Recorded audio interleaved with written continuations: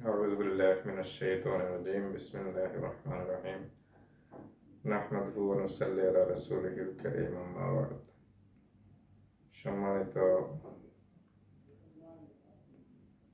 Facebook বন্ধু এবং যারা ভিডিও দেখতেছেন সবাইকে অনেক অনেক মোবারকবাদ।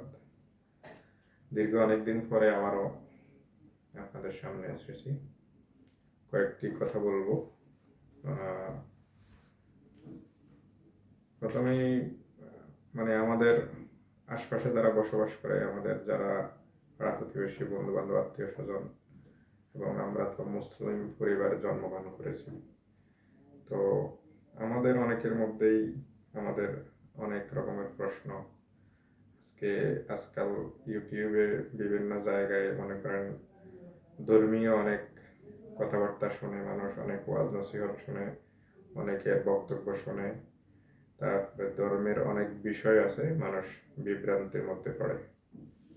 যে বিষয়গুলি মানুষ বিতর্ক করে, এগুলি আসলে ধর্মের, ইসলামের মৌলিক কোনো বিষয় না।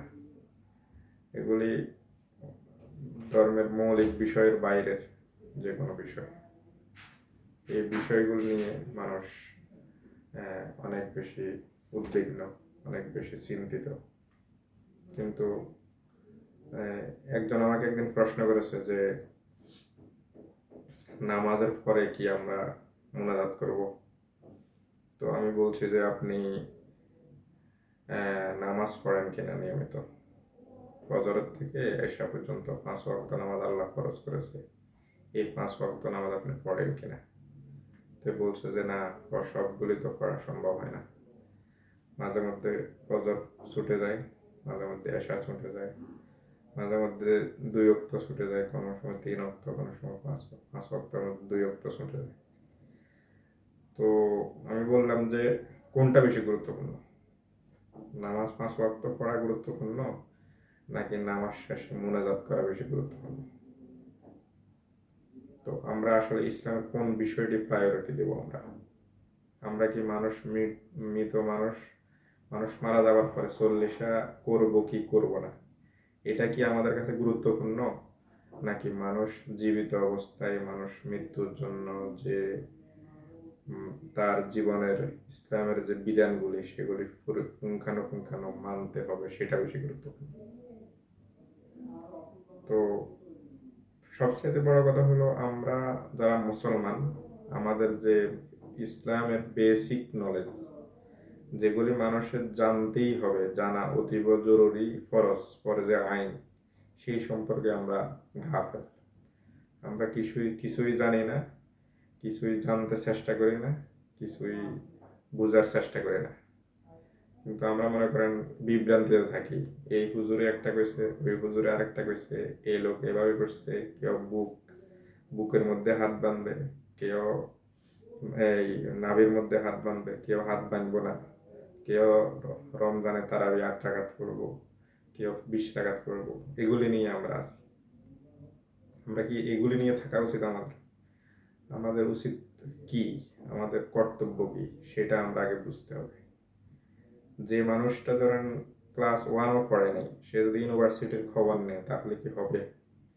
আপনাকে প্রথমে ক্লাস 1 পড়তে হবে, ক্লাস 2 পড়তে হবে, 3 পড়তে হবে, এভাবে আস্তে আস্তে ধাপে ধাপে যখন আপনি অগ্রগামী হবেন, তখন আপনি একটা পর্যায়ে কলেজ অতিক্রম করবেন, ভার্সিটিতে ভর্তি হবেন, তারপরে আপনি সব বিষয়ে আপনার আসবে, নলেজে আসবে। এবং ইসলামের যে মৌলিক বিষয়গুলি, এগুলি যারা জানে না, তারা যদি মনে করেন ধর্মের বাড়াবাড়ির বিষয়ে যদি কোনো চিন্তিত হয় বা বাড়াবাড়ির বিষয় নিয়ে যদি কোনো পড়ে থাকে, তাহলে আপনি কি ইসলাম তো বুঝতেছেন না। আপনি রোজা রাখছেন, রোজার মধ্যে আপনি কি ফজিলত আদায় করছেন, রমজানের পরে আপনি কি করবেন, রোজার কি ফজিলত, সেটা কি আপনি বুঝতেছেন? আপনি রোজার পরে আপনি যে নামাজ পড়তেছেন, নামাজ কি আপনি বুঝতেছেন? নামাজের মধ্যে আপনি কি বলতেছেন, সেটা কি আপনি বুঝতেছেন? আমরা নামাজের মধ্যে কি বলি আল্লাহর কাছে, এটা কি আমরা বুঝতেছি? আমরা তো এই বিষয়গুলি খুবই কাঁচা কাঁচা, আমাদের জ্ঞান হলো বাসা বাসা। আমরা এখান থেকে একটু শিখি, ওখান থেকে একটু শিখি, তারপরে আমরা নিজেদের মতো করে চলি। সেজন্য আমাদের যারা মুসলমান আছেন আমাদের প্রত্যেক মানুষকেই এই এই বিষয়গুলি অনেক প্রশ্ন জাগে। ধরেন আমরা যখন আশপাশের মানুষগুলি যখন আমরা দেখি, কথাবার্তা বলি, আচার আচরণ, বা যারা জেনারেল লাইনে পড়াশোনা করেছেন বা যারা মাদ্রাসায় পড়াশোনা করেছেন, মাদ্রাসায় শিক্ষা মানে আপনি প্রপার শিক্ষিত না হলে কোনোটাই শিক্ষা না। মাদ্রাসায় পড়ুন, স্কুলে পড়ুন, কলেজে পড়ুন, যেখানে পড়ুন, ইসলামের বিষয়ে যদি কোনো জ্ঞান না থাকে তাহলে সবাই মূর্খ, এটাই মানতে হবে আপনাকে। তো আমাদেরকে ইসলামিক বিষয়ে অনেক বেশি গভীর এবং অনুধাবন করতে হবে, ইসলামের বিষয়ে জানতে হবে, হক না হক বুঝতে হবে, ইসলামের এই যে উপাদান যেগুলি মানুষের জীবনের এই মোড় ঘুরিয়ে দেবে, যেগুলি মনে করেন মানুষের জীবনকে পরিবর্তন করবে, সেই বিষয়গুলি ফোকাস করতে হবে। মানে নামাজ জানতে হবে, নামাজ শিখতে হবে, কোরআন জানতে হবে, কোরআন শিখতে হবে, এগুলি হলো বাধ্যতামূলক বিষয়। কিন্তু আপনি যদি কোরআন শরীফ নাই জানেন, আপনি যদি নামাজ পড়তে নাই পারেন, তাহলে মৌলিক বিষয় ছাড়া আপনি মৌলিক বিষয়ের বাইরে যেগুলো নিয়ে বিতর্ক, সেই বিষয়গুলি নিয়ে কেন পড়ে থাকবেন, কেন এগুলো নিয়ে চিন্তার মধ্যে আনবেন? যাই হোক, ইনশাল্লাহ ধারাবাহিকভাবে কথা হবে। আশা করি সামনের দিনগুলোতে আরও অন্য বিষয়ে আলাপ আলোচনা করব। সবাই ভালো থাকবেন, দোয়া করবেন। আসসালামু আলাইকুম ওয়া রাহমাতুল্লাহি ওয়া বারাকাতুহু।